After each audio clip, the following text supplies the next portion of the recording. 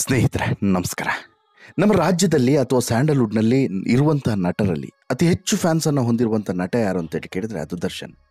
ಆದರೆ ಈ ದರ್ಶನ್ ಅಷ್ಟು ಫ್ಯಾನ್ಸ್ಗಳಿಗೆ ಒಂದು ಮಾದರಿಯಾಗಿ ಬದುಕಬೇಕಾಗಿತ್ತು. ಆದರೆ ಜೀವನದ ಉದ್ದಕ್ಕೂ ಕೂಡ ಆ ರೀತಿ ಬದುಕಲೇ ಇಲ್ಲ. ಫ್ಯಾನ್ಸ್ಗೆ ಮಾದರಿ ಸಾಯಿಲ್ರಿ. ತನ್ನ ಅಪ್ಪ ಅಮ್ಮ ಬದುಕಿದಂಥ ರೀತಿಯನ್ನಾದರೂ ದರ್ಶನ್ ನೋಡಬೇಕಾಗಿತ್ತು. ಅಪ್ಪ ಎಂಥ ಮೇರು ಕಲಾವಿದ, ಎಂಥ ಕಷ್ಟದ ದಿನಗಳಲ್ಲಿ ದಿನವನ್ನು ಸಾಗಿಸ್ಕೊಂಡು ಬಂದಿದ್ರು. ಇನ್ಫ್ಯಾಕ್ಟ್ ದರ್ಶನ್ ಕೂಡ ಹಾಗೇನೆ ಒಬ್ಬ ಲೈಟ್ ಬಾಯ್ ಆಗಿ ಕೆಲಸಕ್ಕೆ ಸೇರಿದಂತಹ ಇಂಡಸ್ಟ್ರಿಗೆ ಬಂದಂಥ ದರ್ಶನ್ ಅಪ್ಪನ ನೆರಳಿನಲ್ಲಿ ಬದುಕದೆ ಇಂಡಿಪೆಂಡೆಂಟ್ ಆಗಿ ಈ ಹಂತಕ್ಕೆ ಬಂದವರು ಅನ್ನೋದರಲ್ಲಿ ಎರಡನೇ ಮಾತಿಲ್ಲ. ಮಾನವೀಯತೆಯ ದೃಷ್ಟಿಯಲ್ಲೂ ಕೂಡ ದರ್ಶನ್ಗೆ ಮೀರಿಸುವಂತಹ ಇನ್ನೊಬ್ಬ ನಟನಿಲ್ಲ. ಜೊತೆಗೆ ಪ್ರಾಣಿಗಳು ಪಕ್ಷಿಗಳು ಅಂತ ಹೇಳಿದ್ರೆ ವಿಪರೀತವಾದಂಥ ಪ್ರೀತಿ, ಪ್ರಕೃತಿ ಮೇಲಿನ ಅಪಾರವಾದಂಥ ಗೌರವ, ಕೃಷಿಯ ಮೇಲಿನ ಅಪಾರವಾದಂಥ ಕಾಳಜಿ, ಜೊತೆಗೆ ಈ ಸಹಾಯ ಮಾಡುವಂತಹ ವಿಚಾರದಲ್ಲಿ ಕರ್ಣ, ಅಂಬರೀಷ್ ಪಾಲಿನ ನೆಚ್ಚಿನ ಪುತ್ರ, ಜೊತೆಗೆ ಕಾಮಾಕ್ಷಿ ಪಾಳ್ಯಕ್ಕೆ ಇವತ್ತು ಬಂದು ಬಂದಿಯಾಗಿರುವಂತಹ ಆರೋಪಿ ಅಪರಾಧಿ. ಇಷ್ಟೆಲ್ಲ ಪ್ರಕರಣಗಳು, ಇಷ್ಟೆಲ್ಲ ಹಿನ್ನೆಲೆಗಳು ಉಳ್ಳಂತಹ ಈ ದರ್ಶನ್ಗೆ ಒಂದಲ್ಲ ಒಂದು ಸಂಕಷ್ಟಗಳು ಎದುರಾಗ್ತಾನೆ ಇದ್ದಾವೆ. ಅದರಲ್ಲೂ ಕೂಡ ದರ್ಶನ್ ಲೈಫ್ನಲ್ಲಿ ಯಾವತ್ತು ಈ ಪವಿತ್ರ ಗೌಡ ಅನ್ನುವಂತಹ ಒಂದು ಮಾಯೆ ಎಂಟ್ರಿ ಆಯಿತೋ ಅವತ್ತಿನಿಂದ ಇವತ್ತಿನವರೆಗೂ ಬಹುಶಃ ದರ್ಶನ್ ನೆಮ್ಮದಿಯಾಗಿ ಮಲಗಿದಂಥ ದಿನಗಳೇ ಕಡಿಮೆ ಅಂತಲೇ ಹೇಳ್ಬೋದು. ಹೆಂಡತಿಯ ವಿಚಾರದಲ್ಲಿರ್ಬೋದು, ಜೊತೆಗೆ ಬೇರೆ ಬೇರೆ ಗಲಾಟೆಯ ವಿಚಾರದಲ್ಲಿರ್ಬೋದು, ಅಥವಾ ಫ್ಯಾನ್ಸ್ಗಳ ನಡುವಿನ ಫೈಟ್ ವಿಚಾರದಲ್ಲಿರ್ಬೋದು, ಅಥವಾ ಇನ್ನೊಬ್ಬ ಸೆಲೆಬ್ರಿಟಿಯ ಜೊತೆಗಿನ ಕಚ್ಚಾಟಗಳಲ್ಲಿರ್ಬೋದು, ಜೊತೆಗೆ ಬೇರೆ ಬೇರೆ ವಿಚಾರಗಳಲ್ಲಿರ್ಬೋದು, ಎಲ್ಲದರಲ್ಲೂ ಕೂಡ ಈ ಪವಿತ್ರ ಗೌಡ ಹೆಸರು ಆಗಾಗ ತಾಳುಕೆ ಹಾಕಿಕೊಂಡೇ ಇರುತ್ತೆ. ಇಷ್ಟಾದರೂ ಕೂಡ ದರ್ಶನ್ಗೆ ಈ ಪವಿತ್ರ ಗೌಡಗಳನ್ನು ಬಿಡುವಂತಹ ಮನಸ್ಸು ಬಂತ? ಖಂಡಿತ ಬರಲಿಲ್ಲ. ಇಷ್ಟಾದರೂ ಕೂಡ ದರ್ಶನ್ ಬುದ್ಧಿ ಕಲಿಯುವಂಥದ್ದನ್ನು ಮಾಡಿದ್ರ? ಇಲ್ಲ, ಖಂಡಿತ ಇಲ್ಲ. ಇನ್ನಾದರೂ ದರ್ಶನ್ ಬುದ್ಧಿ ಕಲಿತಾರ? ಅದು ಕೂಡ ಗೊತ್ತಿಲ್ಲ. ಒಂದು ರೀತಿಯಲ್ಲಿ ದರ್ಶನ್ ಪಾಲಿನ ಶನಿ ಯಾರು ಅಂತೇಳಿ ಕೇಳಿದರೆ ಈ ಪವಿತ್ರ. ಹಾಗಾದರೆ ಯಾರು ಈ ಪವಿತ್ರ? ಪವಿತ್ರಗೂ ದರ್ಶನ್ಗೂ ಲಿಂಕ್ ಆಗಿದ್ದು ಹೇಗೆ? ಇವರೇನಾದರೂ ಮದುವೆ ಆಗಿದ್ದಾರಾ? ಪವಿತ್ರ ದರ್ಶನ್ ಇಟ್ಕೊಂಡೋಳೋ ಕಟ್ಕೊಂಡೋಳೋ? ವಿಜಯಲಕ್ಷ್ಮಿ ಈ ಪವಿತ್ರ ಹೆಸರು ಹೇಳಿದ್ರೆ ಉರಿದಿರುವುದು ಬೀಳೋದು ಯಾಕೆ? ತಾಯಿ ಮತ್ತು ತಮ್ಮನ ವಿರೋಧದ ನಡುವೆಯೂ ಕೂಡ ಪವಿತ್ರ ಅವರ ಜೊತೆಗೆ ಸಂಬಂಧವನ್ನು ಮುಂದುವರಿಸಿದ್ದಾರಾ ದರ್ಶನ್? ಇದಕ್ಕೆ ಅವರ ಮನೆಯವರು ಏನು ಹೇಳ್ತಾರೆ? ಇಂತಹ ಸಾಕಷ್ಟು ಪ್ರಶ್ನೆಗಳು ಸಾಕಷ್ಟು ಜನರ ಮನಸ್ಸಿನಲ್ಲಿ ಇವತ್ತಿಗೂ ಕೂಡ ಇದ್ದಾವೆ. ಅದೆಲ್ಲದಕ್ಕೂ ಕೂಡ ಡಿಟೇಲ್ ಆದಂಥ ಉತ್ತರವನ್ನು ಕೊಡ್ತಾ ಪವಿತ್ರ ದರ್ಶನ್ ಜೀವನದಲ್ಲಿ ಬಂದ ಮೇಲೆ ಏನೇನು ಆಯಿತು ಅನ್ನುವಂಥ ಕಂಪ್ಲೀಟ್ ಇನ್ಫಾರ್ಮೇಷನ್ಸನ್ನು ಕೂಡ ನಿಮ್ಮ ಮುಂದೆ ಇಡ್ತಾ ಹೋಗ್ತೀನಿ. ಅದಕ್ಕಿಂತ ಮುಂಚೆ ನೀವಿನ್ನೂ ಕೂಡ ನಮ್ಮ ಚಾನಲನ್ನು ಸಬ್ಸ್ಕ್ರೈಬ್ ಮಾಡಿಲ್ಲ ಅಂದರೆ ದಯವಿಟ್ಟು ಕೂಡಲೇ ಸಬ್ಸ್ಕ್ರೈಬ್ ಮಾಡಿ ಸ್ನೇಹಿತರೆ. ಯಾವುದೇ ಸಂಬಂಧಗಳಾಗಿರ್ಬೋದು, ಅದು ಪವಿತ್ರವಾಗಿದ್ದರೆ ಮಾತ್ರ ಪವಿತ್ರವಾದಂಥ ಸಂಬಂಧ. ಅಪವಿತ್ರವಾದಂಥ ಸಂಬಂಧಕ್ಕೆ ನಾವು ಒಳಗಾದ್ವಿ ಅಂತ ಹೇಳಿದ್ರೆ ಅದು ಯಾವತ್ತಿಗೂ ಕೂಡ ಅಪವಿತ್ರ, ಅಕ್ರಮ ಮತ್ತು ಅದು ಯಾವತ್ತಿಗೂ ಕೂಡ ಸಮಸ್ಯೆ. ಶನಿ ಹೆಗಲೇರಿ ಕೂತಾಗ ಏನಾಗುತ್ತೆ ಅನ್ನೋದಕ್ಕೆ ದರ್ಶನ್ ಸ್ಪಷ್ಟವಾದಂಥ ಸಾಕ್ಷಿ. ದರ್ಶನ್ ಪಾಲಿಗೆ ಇವತ್ತು ಶನಿ ಯಾರು ಅಂತೇಳಿ ಕೇಳಿದ್ರೆ ಇದೇ ಪವಿತ್ರ ಗೌಡ ಅಂತ ಹೇಳಿಬಿಟ್ಟು ಯಾವುದೇ ಅನುಮಾನ ಇರದೆ ಹೇಳ್ಬೋದು. ಕಾರಣ ಪವಿತ್ರ ಗೌಡ ದರ್ಶನ್ ಬಾಳಲ್ಲಿ ಎಂಟ್ರಿ ಆದಂತಹ ದಿನದಿಂದ ಇವತ್ತಿನವರೆಗೂ ಕೂಡ ಒಂದಲ್ಲ ಒಂದು ವಿವಾದಗಳು ನಡೀತಾನೆ ಇದ್ದಾವೆ. ಇಷ್ಟು ಸಮಯ ಇದ್ದಂಥ ವಿವಾದಗಳೇ ಒಂದು ರೀತಿ ಆದರೆ ಈಗ ಮತ್ತೊಂದು ಸಲ ಅರೆಸ್ಟ್ ಆಗಿ ಜೈಲು ಕಂಬಿಯನ್ನು ಎಣಿಸುವಂಥ ಪರಿಸ್ಥಿತಿ ಬಂದಿದ್ದು ಇದೇ ಪವಿತ್ರ ಗೌಡಳಿಂದ. ಇನ್ಫ್ಯಾಕ್ಟ್ ಅವತ್ತು ಪತ್ನಿ ಕೊಟ್ಟಂಥ ದೂರಿನ ಅನ್ವಯ ಪರಪ್ಪನ ಅಗ್ರಹಾರವನ್ನು ಸೇರಿದಂಥ ದರ್ಶನ್ ಬದಲಾಗ್ತಾನೆ ಅಂತ ಹೇಳ್ಬಿಟ್ಟು ಎಲ್ಲರೂ ಕೂಡ ಅಂದ್ಕೊಂಡಿದ್ರು. ಆದರೆ ಈತ ಬದಲಾಗುವಂಥ ಯಾವುದೇ ಲಕ್ಷಣಗಳು ಕೂಡ ಕಾಣಿಸ್ತಿಲ್ಲ. ಈತನ ಮೆಂಟಾಲಿಟಿ ಚೇಂಜ್ ಆಗುವಂಥ ಯಾವುದೇ ಲಕ್ಷಣಗಳು ಕೂಡ ಇಲ್ಲಿ ಕಾಣಿಸ್ತಿಲ್ಲ. ಕುಡಿಯೋದಕ್ಕಿಂತ ಮುಂಚೆ ಕುಡಿದ ಮೇಲೆ ಇನ್ನೊಂದು ಥರ ಅಂತ ಹೇಳ್ಬಿಟ್ಟು ಸಾಕಷ್ಟು ಜನ ಈತನ ಆತ್ಮೀಯರೇ ಹೇಳ್ತಾರೆ. ಅದು 100ಕ್ಕೆ 100 ನಿಜ ಅನ್ನೋದು ಮತ್ತೊಮ್ಮೆ ಸಾಬೀತಾಗಿದೆ. ಕುಡಿಯೋದಕ್ಕಿಂತ ಮುಂಚೆ ದೇವರು, ಕುಡಿದ ಮೇಲೆ ದೆವ್ವ ಬಂದವರಂಗೆ ಆಡ್ತಾನೆ. ಹಾಗಾದರೆ ದರ್ಶನ್ ಅನ್ನೋದು ಈಗಿರುವಂಥ ಪ್ರಶ್ನೆ. ದರ್ಶನ್ಗೆ ಗೌರವವನ್ನು ಕೊಡಿ ಅಂತ ಹೇಳ್ಬಿಟ್ಟು ಈಗ ನೀವು ಬಹುಶಃ ಕಮೆಂಟನ್ನು ಕೂಡ ಮಾಡ್ಬೋದು.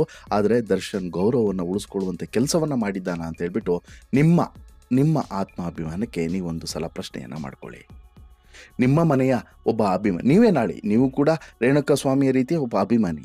ನಿಮ್ಮ ಮನೆಯಲ್ಲೇ ಇಂಥದ್ದೊಂದು ಕೃತ್ಯ ನಾಳೆ ನಡೀತು ಅಂತ ಹೇಳಿದ್ರೆ ಅದಕ್ಕೆ ದರ್ಶನ್ ಕಾರಣಕರ್ತ ಅಂತೇಳಿ. ಆದರೆ ನಿಮ್ಮ ಮನೆಯವರ ನೋವು, ನಿಮ್ಮ ನೋವು ಹೇಗಿರುತ್ತೆ ಅನ್ನೋದನ್ನು ಕಲ್ಪನೆ ಮಾಡ್ಕೊಳ್ಳಿ. ಇಂತಹವರನ್ನು ನಾವು ಅತಿಯಾಗಿ ಗೌರವಿಸೋದಕ್ಕಿಂತ ಮುಂಚೆ 1000 ಸಲ ಯೋಚನೆ ಮಾಡೋದು ಬೆಟರ್. ದರ್ಶನ್ ಸಿನಿಮಾ, ದರ್ಶನ್ ಒಳ್ಳೆತನ, ಅದ್ರ ಬಗ್ಗೆ ಕಮೆಂಟ್ಸೇ ಇಲ್ಲ.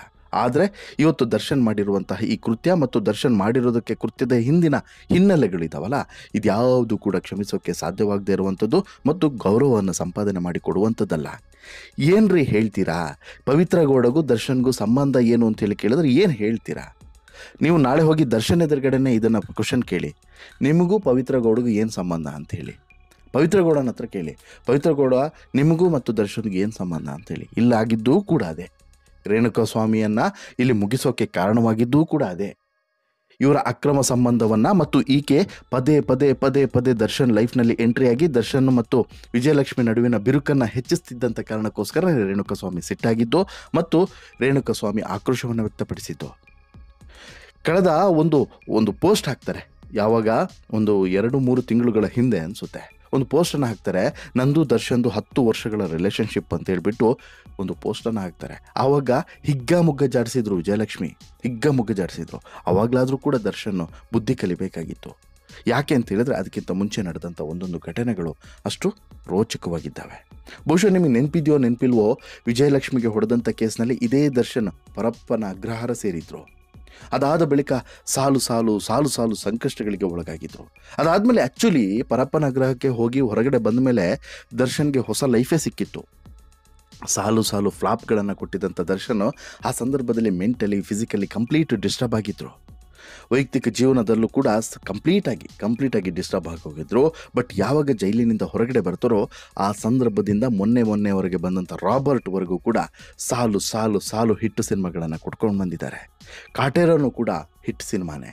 ಈ ರೀತಿ ಸಾಲು ಸಾಲು ಹಿಟ್ಟು ಸಿನಿಮಾಗಳನ್ನು ಕೊಟ್ಕೊಂಡು ಬಂದಂಥ ದರ್ಶನ್ಗೆ ಮುಂದಿನ ಡೆವಿಲ್ ಸಿನಿಮಾದ ಮೇಲೆ ಭಾರಿ ನಿರೀಕ್ಷೆ ಇತ್ತು. ಬಟ್ ಆ ಸಿನಿಮಾ ಈಗ ಏಳುತ್ತಾ ಅನ್ನೋದೇ ಈಗಿರುವಂಥ ಪ್ರಶ್ನೆ. ಸಿನಿಮಾ ದೊಡ್ಡ ಸ್ಕ್ರೀನಲ್ಲಿ ದೊಡ್ಡ ಡೈಲಾಗನ್ನು ಹೊಡೆಯುವಂಥ ದರ್ಶನ್ ತನ್ನ ಖಾಸಗಿ ಜೀವನದಲ್ಲಿ ಇಂತಹ ಚೀಪ್ ಕೆಲಸಗಳನ್ನು ಮಾಡ್ಕೊಂಡು ಬಂದಿದ್ದಾರೆ ಅನ್ನೋದಕ್ಕೆ ಇದೇ ಸಾಕ್ಷಿ.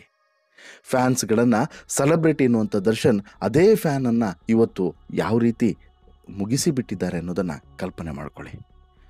ಇವತ್ತು ಇದೇ ಪವಿತ್ರ ಗೌಡಗೋಸ್ಕರ ಇಟ್ಕೊಂಡವಳಿಗೋಸ್ಕರ ದರ್ಶನ್ ಮಾಡಿರುವಂಥ ಕೆಲಸ ಮತ್ತು ದರ್ಶನ್ ಜೈಲು ಸೇರಿರೋದು ಮಾತ್ರ ಅತ್ಯಂತ ದುರಂತ. ಮೈಸೂರಿನಲ್ಲಿ ಪಬ್ನಲ್ಲಿ ಜಗಳ ಆದಂಥ ಸಂದರ್ಭದಲ್ಲೂ ಕೂಡ ಇದೇ ಪವಿತ್ರ ಅವಳ ಹೆಸರು ಕೇಳಿ ಬಂದಿತ್ತು.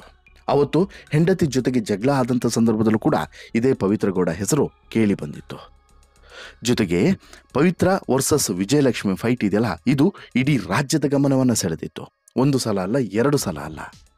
ದರ್ಶನ್ ಜೊತೆಗಿನ ಫೋಟೋಗಳನ್ನು ಯಾವಾಗ ಈಕೆ ಪೋಸ್ಟ್ ಮಾಡಿದ್ಲು, 10 ವರ್ಷದ ರಿಲೇಷನ್ಶಿಪ್ ನಮ್ಮದು ಅಂಥೇಳಿ, ಆವಾಗ ವಿಜಯಲಕ್ಷ್ಮಿ ತುಂಬ ಖಾರವಾಗಿ ಪ್ರತಿಕ್ರಿಯೆಯನ್ನು ಕೊಟ್ಟಿದ್ದರು. ಅದಾದ ಬಳಿಕ ಇನ್ನೊಂದು ಫೋಟೋಗೂ ಕೂಡ, ಅಂದರೆ ಈ ವಿಜಯಲಕ್ಷ್ಮಿ ಹಾಕಿದಂತೆ ಆ್ಯನಿವರ್ಸರಿಯ ಫೋಟೋಗೂ ಕೂಡ ಇದೇ ಪವಿತ್ರ ಗೌಡ ಕರ್ಮ ಅನ್ನುವಂಥ ಪೋಸ್ಟನ್ನು ಹಾಕಿ ತಿರುಗೇಟನ್ನು ಕೊಡುವಂಥ ಕೆಲಸವನ್ನು ಮಾಡಿದರು.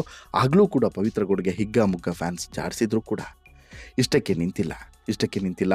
ದರ್ಶನ್ ಸಾರ್ವಜನಿಕ ವೇದಿಕೆಯಲ್ಲಿ, ಶ್ರೀರಂಗಪಟ್ಟಣದ ಸಾರ್ವಜನಿಕ ವೇದಿಕೆಯಲ್ಲಿ ಹೆಣ್ಣುಮಕ್ಕಳ ಬಗ್ಗೆ ಮಾತನಾಡಿದ್ದರ ಬಗ್ಗೆ ತುಂಬ ಆಕ್ಷೇಪಗಳು ವ್ಯಕ್ತವಾಗಿತ್ತು. ಇದಾದ ಬಳಿಕ ಇದೇ ಕಾಟೇರ ಸಿನಿಮಾದ ಗೆಲುವಿನ ಬಳಿಕ ಈ ಜೆಟ್ಲಾಗ್ ಪಬ್ನಲ್ಲಿ ಮಾಡಿದಂಥ ಪಾರ್ಟಿಗೆ ಸಂಬಂಧಪಟ್ಟಂತೆ, ಲೇಟ್ ನೈಟ್ ಪಾರ್ಟಿಗೆ ಸಂಬಂಧಪಟ್ಟಂತೆ ಆಗಲೂ ಕೂಡ ಪ್ರಕರಣ ದಾಖಲಾಗಿರುತ್ತೆ. ಆಗಲೂ ಕೂಡ ಇದೇ ಪವಿತ್ರ ಗೌಡ ದರ್ಶನ್ ಜೊತೆಗೆ ಇದ್ದರು ಅನ್ನೋದು ಗೊತ್ತಾಗುತ್ತೆ. ಅಲ್ಲೂ ಕೂಡ ಈಕೆ ಹೆಸರು ತಳಕೆ ಹಾಕಿಕೊಂಡಿತ್ತು. ಇನ್ನು ಹೀಗೆ ಒಂದಲ್ಲ ಒಂದು ವಿವಾದಗಳು. ಪ್ರತಿಯೊಂದು ವಿವಾದದಲ್ಲೂ ಕೂಡ ಯಾರ್ದು ಹೆಸರು ಬರುತ್ತೆ, ಅಲ್ಟಿಮೇಟ್ಲಿ ದರ್ಶನ್ ಜೊತೆಗೆ ಪವಿತ್ರ ಇದ್ಲು ಅಂತೇಳಿ. ಪವಿತ್ರ ಇದ್ದಾಗಲೆಲ್ಲ ದರ್ಶನ್ ಏನಾದರೂ ಒಂದು ಸಮಸ್ಯೆಯನ್ನು ಮೈಮೇಲೆ ಹೇಳ್ಕೊಳ್ತಾರೆ. ಪವಿತ್ರ ಇದ್ದಾಗಲೆಲ್ಲ ಏನಾದರೂ ಒಂದು ಸಮಸ್ಯೆ ಆಗಿದೆ. ಒಟ್ಟಿನಲ್ಲಿ ನಮ್ಮ ಪ್ರಕಾರ ದರ್ಶನ್ ಪಾಲಿನ ಶನಿ ಅಂತೇಳಿ ಯಾರಾದರೂ ಇದ್ದರೆ ಅದು ಪವಿತ್ರ ಅಂತ ಹೇಳ್ಬಿಟ್ಟು ಘಂಟಾಘೋಷವಾಗಿ ಹೇಳ್ಬೋದು. ಹಾಗಾದರೆ ಯಾರು ಈ ಪವಿತ್ರ ರೀ? ಪವಿತ್ರಗೂ ದರ್ಶನ್ಗೂ ಲಿಂಕ್ ಆಗಿದ್ದು ಹೆಂಗೆ ರೀ? ಈ ಪವಿತ್ರ ದರ್ಶನ್ ಅವರ ಲೈಫ್ನಲ್ಲಿ ಎಂಟ್ರಿ ಆದ ಬಳಿಕ ಇಷ್ಟೆಲ್ಲ ಆಗ್ತಿದೆ ಅಂತ ಹೇಳಿದ್ರೆ ದರ್ಶನ್ ಯಾಕೆ ಇಲ್ಲಿ ಪವಿತ್ರನನ್ನು ಅವಾಯ್ಡ್ ಮಾಡುವಂಥ ಕೆಲಸವನ್ನು ಮಾಡೋದಿಲ್ಲ ಅಂಥೇಳಿ ಎಲ್ಲರ ಪ್ರಶ್ನೆ. ಈಗ ಅದನ್ನೇ ನಿಮ್ಮ ಮುಂದೆ ಇಡ್ತಾ ಹೋಗ್ತೀನಿ. ಆಕೆ ಹಿನ್ನೆಲೆ ಏನು ಅಂತೇಳಿ. ಮೂಲತಃ ಬೆಂಗಳೂರಿನ JP ನಗರದ ಪವಿತ್ರ ಗೌಡ ನಟಿ ಕಮ್ ಮಾಡೆಲ್. ಈಗ ಬಿಸ್ನೆಸ್ ವುಮೆನ್ ಕೂಡ ಹೌದು. ಎಂಟರ್ಪ್ರಿನರ್ಶಿಪ್ಪನ್ನು ಕೂಡ ನಡೆಸ್ತಾ ಇದ್ದಾಳೆ. ಆಕೆಯದ್ದೇ ಆದಂಥ ಒಂದು ಬೋಟಿಕ್ ಕೂಡ ಇದೆ. ಬಿಷಪ್ ಕಾಟೆಲ್ ಕಾಲೇಜ್ನಲ್ಲಿ BCA ಪದವಿಯನ್ನು ಮುಗಿಸಿರುವಂಥ ಈಕೆ ಪದವಿ ಮುಗಿತಾ ಇದ್ದಂಗೆ ಮಾಡೆಲಿಂಗ್ ಕ್ಷೇತ್ರಕ್ಕೆ ಎಂಟ್ರಿಯನ್ನು ಕೊಡ್ತಾಳೆ. ಹಲವಾರು ಚಿನ್ನಾಭರಣ ಮಳಿಗೆಗಳ ಜಾಹೀರಾತಿನಲ್ಲಿ ಕಾಣಿಸಿಕೊಳ್ಳುವಂಥ ಪವಿತ್ರ ನಂತರ ಮಾಡೆಲ್ ಲೋಕದಲ್ಲಿ ಮಿಸ್ ಬೆಂಗಳೂರು ಆಗಿಯೂ ಕೂಡ ಹೊರಹೊಮ್ಮುತ್ತಾಳೆ. ಬೆಂಗಳೂರಿನಲ್ಲಿ ನಡೆದಂಥ 3 ಫ್ಯಾಷನ್ ಶೋಗಳಲ್ಲಿ ಟಾಪರ್ ಆಗಿಯೂ ಕೂಡ ಈಕೆ ಸೆಲೆಕ್ಟ್ ಆಗಿರ್ತಾಳೆ. ಇನ್ನು ನಿರ್ದೇಶಕ ಉಮೇಶ್ ಗೌಡ ನಿರ್ದೇಶನದ ಅಗಮ್ಯ ಸಿನಿಮಾದ ಮೂಲಕ ಈ ಸ್ಯಾಂಡಲ್ವುಡ್ಗೆ ಕಾಲಿಡ್ತಾಳೆ ಪವಿತ್ರ ಗೌಡ. ಒಂದು ಕಾಲದಲ್ಲಿ ಬೆಂಗಳೂರು ಭೂಗತವನ್ನು ಆಳಿದಂತಹ MP ಜಯರಾಜ್ ಮಗ ನಾಯಕನಾಗಿದ್ದಂಥ ಈ ಸಿನಿಮಾದಲ್ಲಿ ಪವಿತ್ರ ನಾಯಕಿ ಆಗಿದ್ಲು. ಇದಾದ ಬಳಿಕ ಕಾಲಿವುಡ್ನಂತ ಮುಖ ಮಾಡಿದಂಥ ಈಕೆ 54 321 ಈ ಸಿನಿಮಾದಲ್ಲೂ ಕೂಡ ನಾಯಕಿ ನಟಿಯಾಗಿ ಆಯ್ಕೆ ಆಗ್ತಾಳೆ. ನಂತರದಲ್ಲಿ ಕೋತಿಗಳು ಸಾರ್ ಕೋತಿಗಳು ಮತ್ತು ಸಾಗುವ ದಾರಿ, ಪ್ರೀತಿ ಕಿತಾಬು ಸೇರಿದಂತೆ ಕೆಲವು ಸಿನಿಮಾಗಳಲ್ಲೂ ಕೂಡ ನಟಿಸ್ತಾಳೆ. ಈ ಸಿನಿಮಾಗಳಲ್ಲಿ ಹೆಸರು ಕೂಡ ಸ್ವಲ್ಪ ಮಟ್ಟಿಗೆ ಈಕೆ ಮಾಡ್ತಾಳೆ. ಪವಿತ್ರ ಗೌಡ ಸಿನಿಮಾದಲ್ಲಿ ಸಕ್ಸಸ್ ಸಿಗಲಿಲ್ಲ ಅನ್ನುವಂಥ ಕಾರಣಕ್ಕೋಸ್ಕರ ಬಿಸ್ನೆಸ್ ಕಡೆ ಮುಖವನ್ನು ಮಾಡ್ತಾಳೆ. ರಾಜರಾಜೇಶ್ವರಿ ನಗರದಲ್ಲಿ ರೆಡ್ ಕಾರ್ಪೆಟ್ ಸ್ಟುಡಿಯೋ 777 ಹೆಸರಿನ ಫ್ಯಾಷನ್ ಬುಟಿಕ್ನನ್ನು ಕೂಡ ನಡೆಸ್ತಾ ಇದ್ದಾಳೆ. ಈ ಮೂಲಕ ಸೆಲೆಬ್ರಿಟಿಗಳಿಗೂ ಹಾಗೂ ಜನಸಾಮಾನ್ಯರಿಗೂ ಉಡುಗೆಗಳನ್ನು ಮಾರಾಟವನ್ನು ಮಾಡ್ತಾರೆ. ಜೊತೆಗೆ ಬೋಟಿಕನ್ನು ಇಟ್ಕೊಂಡಿರೋದ್ರೆ ಸಹಜವಾಗಿ ಅಲ್ಲಿ ಒಂದಷ್ಟು ಫ್ಯಾನ್ಸ್ಗಳು ಮತ್ತು ಒಂದಷ್ಟು ಈ ಇಂಡಸ್ಟ್ರಿಯವರ ಲಿಂಕ್ ಕೂಡ ಈಕೆ ಇಟ್ಕೊಂಡಿದ್ದಾಳೆ. ಸಿನಿಮಾ ಇಂಡಸ್ಟ್ರಿಗೆ ಕಾಲಿಡೋದಕ್ಕಿಂತ ಮುನ್ನವೇ ಪವಿತ್ರ ಗೌಡಗೆ ಒಂದು ಮದುವೆ ಆಗಿತ್ತು. ಸಂಜಯ್ ಸಿಂಗ್ ಅನ್ನೋನ ಜೊತೆಗೆ ಪ್ರೀತಿಸಿ ಮದುವೆ ಆಗಿದ್ದರು. ಈ ದಂಪತಿಗೆ ಒಬ್ಬ ಮಗಳು ಕೂಡ ಇದ್ದಾಳೆ. ಆದರೆ ಕೆಲವು ವರ್ಷಗಳಲ್ಲಿ ಇವರಿಬ್ಬರು ಕೂಡ ದೂರ ಆಗ್ತಾರೆ. ದರ್ಶನ್ಗೆ ಯಾವಾಗ ಪರಿಚಯ ಆಗಿದ್ದು ಅಂತ ಹೇಳಿದ್ರೆ ಜಗ್ಗುದಾದ ಸಿನಿಮಾದ ಸಂದರ್ಭದಲ್ಲಿ ಈಕೆಯ ಪರಿಚಯ ಆಗುತ್ತೆ. ಪರಿಚಯ ನಂತರ ಸ್ನೇಹವಾಗುತ್ತೆ, ಸ್ನೇಹ ನಂತರ ಪ್ರೀತಿ ಆಗುತ್ತೆ. ಆದರೆ ಈಕೆ ಹೇಳೋದು ದರ್ಶನ್ ನಮ್ಮದು ದಶಕದ ಸಂಬಂಧ ಅಂತೇಳಿ ಇತ್ತೀಚೆಗೆ ಬರ್ಕೊಂಡಿರೋದು. ಹಾಗಾದರೆ ಹೇಗೆ? ಸಿನಿಮಾ ಕಾರ್ಯಕ್ರಮವೊಂದರಲ್ಲಿ ಈ ಜಗ್ಗುದಾದ ಸಿನಿಮಾ ಆಗುವಂಥ ಸಂದರ್ಭದಲ್ಲಿ ಸಿನಿಮಾ ಕಾರ್ಯಕ್ರಮವೊಂದರಲ್ಲಿ ಕಾಮನ್ ಫ್ರೆಂಡ್ ಮೂಲಕ ದರ್ಶನ್ಗೆ ಪವಿತ್ರ ಪರಿಚಯ ಆಗುತ್ತೆ. ಇನ್ನೊಮ್ಮೆ ದರ್ಶನ್ ಸಹೋದರಿ, ತಾಯಿ ಜೊತೆಗಿರುವಂಥ ಫೋಟೋಗಳನ್ನು ಸೋಷಿಯಲ್ ಮೀಡಿಯಾದಲ್ಲಿ ಹಂಚಿಕೊಂಡಿದ್ರು ಇದೇ ಪವಿತ್ರ. ದರ್ಶನ್ ಸಿನಿಮಾಗಳ ಶೂಟಿಂಗ್ ಸೆಟ್ನಲ್ಲೂ ಕೂಡ ಪವಿತ್ರ ಕಾಣಿಸಿಕೊಂಡಿದ್ರು. ಮೈಸೂರಿನ ಹೋಟೆಲ್ ಗಲಾಟೆ ವಿಚಾರದಲ್ಲೂ ಕೂಡ ಇದೇ ಪವಿತ್ರ ಹೆಸರು ಕೇಳಿ ಬಂದಿತ್ತು. ಈಗ ಸದ್ಯಕ್ಕೆ ಬಿಸಿ ಬಿಸಿ ಟಾಪಿಕ್ ಅಂತ ಹೇಳಿದ್ರೆ ಈಕೆಯ ಹೆಸರು, ಈ ಪ್ರಕರಣ, ಕೊಲೆ ಪ್ರಕರಣ. ಹಾಗಾದರೆ ಇಲ್ಲಿ ತಾಯಿಗೆ ಮತ್ತು ತಮ್ಮಂಗೆ ಈ ವಿಚಾರ ಗೊತ್ತಿಲ್ವಾ? ವಿಜಯಲಕ್ಷ್ಮಿ ಇಷ್ಟು ವಿರೋಧ ಮಾಡಿದ್ರು ಕೂಡ ದರ್ಶನ್ ಯಾಕೆ ಈಕೆಯ ಮೋಹದಲ್ಲಿ ಬಿದ್ದಿದ್ದಾರೆ? ಅಂಥದ್ದು ಏನಿದೆ ಈಕೆಯ ಬಳಿ ಅನ್ನೋದು ಈಗ ಎಲ್ಲರ ಪ್ರಶ್ನೆ. ಅದನ್ನು ದರ್ಶನ್ನೇ ಹೇಳಬೇಕು. ನಮಗೇನು ಗೊತ್ತಿಲ್ಲ ಆಕೆಯ ಬಳಿ ಏನಿದೆಯೋ ಅಂಥೇಳಿ. ಅಂಥದ್ದು ಏನಿದೆಯೋ ವಿಜಯಲಕ್ಷ್ಮಿ ಬಳಿ ಇರದೇ ಇರುವಂಥದ್ದು ಈಕೆಯ ಬಳಿ ಇದೆಯಾ ಗೊತ್ತಿಲ್ಲ. ಅದನ್ನು ಆ ದರ್ಶನ್ನೇ ರಿವೀಲ್ ಮಾಡಬೇಕು. ಇದು ಒಂದು ಕಡೆ. ಇನ್ನು ತಾಯಿ ಮತ್ತು ತಮ್ಮನ ವಿರೋಧ ಬಹುಶಃ ನೀವು ಗಮನಿಸಿಲ್ಲೋ, ಇತ್ತೀಚಿನ ದಿನಗಳಲ್ಲಿ ದರ್ಶನ್ ಎಲ್ಲೂ ಕೂಡ ತನ್ನ ತಾಯಿಯ ಜೊತೆಗೆ ತಮ್ಮನ ಜೊತೆಗೆ ಎಲ್ಲೂ ಕೂಡ ಕಾಣಿಸ್ಕೊಳ್ಳೋದಿಲ್ಲ. ಆಮೇಲೆ ತನ್ನ ತಾಯಿಯ ರೂಪದಲ್ಲಿ ಸುಮಲತಾ ಅವರಿಗೆ ಕೊಡುವಷ್ಟು ಗೌರವವನ್ನು ತನ್ನ ತಾಯಿಗೆ ಇತ್ತೀಚಿನ ದಿನಗಳಲ್ಲಿ ಕೊಡ್ತಿಲ್ಲ.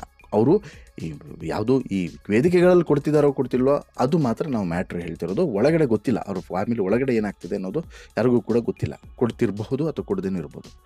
ಆದರೆ ಹೊರಗಡೆ ನೋಟಕ್ಕಂತೂ ಎಲ್ಲೂ ಕೂಡ ಅವರ ತಾಯಿಯ ಜೊತೆಗೆ, ಮೀನಾ ತೂಗುದೀಪ್ ಅವರ ಜೊತೆಗೆ ಎಲ್ಲೂ ಕೂಡ ದರ್ಶನ್ ಕಾಣಿಸ್ಕೊಳ್ತಿಲ್ಲ. ದರ್ಶನ್ ಅವರು ಅವರ ಬಗ್ಗೆ ಎಲ್ಲೂ ಕೂಡ ಮಾತನಾಡ್ತಿಲ್ಲ.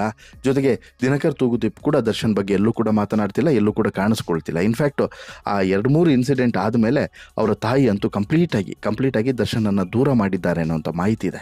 ಯಾಕಂತ ಹೇಳಿದ್ರೆ ಒಬ್ಬ ಮಗ ಈ ಹೆತ್ತವರ ಹೆಸರನ್ನು ಹಾಳು ಮಾಡ್ತಾ ಹೋದರೆ ಮತ್ತು ಮಗನು ಕೂಡ ಸಂಪಾದನೆ ಮಾಡಿರುವಂಥ ಹೆಸರನ್ನು ಹಂತವಾಗಿ ತನಗೆ ತಾನೇ ಕೊಲಾಪ್ಸ್ ಮಾಡ್ಕೊಂಡು ಹೋದರೆ ಯಾವ ತಾಯಿ ತಾನೇ ಸಹಿಸೋಗ್ತಾನೆ? ಯಾವ ಪೋಷಕರು ತಾನೇ ಸಹಿಸ್ತಾರೆ ಹೇಳಿ? ಎಲ್ಲೂ ಕೂಡ ಹಾಗೆ. ಎಷ್ಟೇ ಬುದ್ಧಿ ಹೇಳಿದ್ರು ಕೂಡ ಕೇಳುವಂಥ ಮಗ ಅವನಲ್ಲ.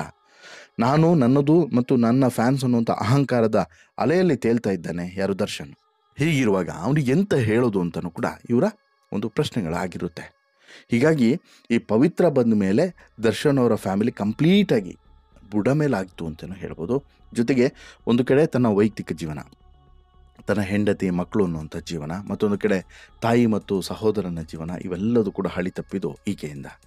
ಆದರೆ ಈಗಿರುವಂಥ ಪ್ರಶ್ನೆ, ದರ್ಶನ್ ಜೈಲಿನಿಂದ ಹೊರಗಡೆ ಬಂದರೆ, ನಾಳೆ ಬೇಲ್ ಪಡೆದೋ ಅಥವಾ ಶಿಕ್ಷೆಯನ್ನು ಅನುಭವಿಸೋ ಹೊರಗಡೆ ಬಂದರೆ ಆಮೇಲಾದರೂ ಬುದ್ಧಿಯನ್ನು ಕಲಿಯಲ್ವೋ ಅನ್ನೋದು ಈಗಿರುವಂಥ ಪ್ರಶ್ನೆ. ನಿಮಗೇನು ಅನಿಸುತ್ತೆ? ಪವಿತ್ರ ಗೌಡದಿಂದ ದರ್ಶನ್ ಇನ್ನಾದರೂ ಕೂಡ ದೂರ ಆಗಿ ನಿಯತ್ತಾಗಿ ಜೀವನವನ್ನು ಸಾಗಿಸ್ತಾನೆ ಅಂತೇಳಿ ಅನಿಸುತ್ತಾ, ಅಥವಾ ಮತ್ತೆ ಅದೇ ಹಳೆ ದಾಟಿಯನ್ನು ಮುಂದುವರಿಸ್ತಾನೆ ಅಂತೇಳಿ ಅನಿಸುತ್ತಾ? ನಿಮಗೆ ಅನಿಸುತ್ತೆ?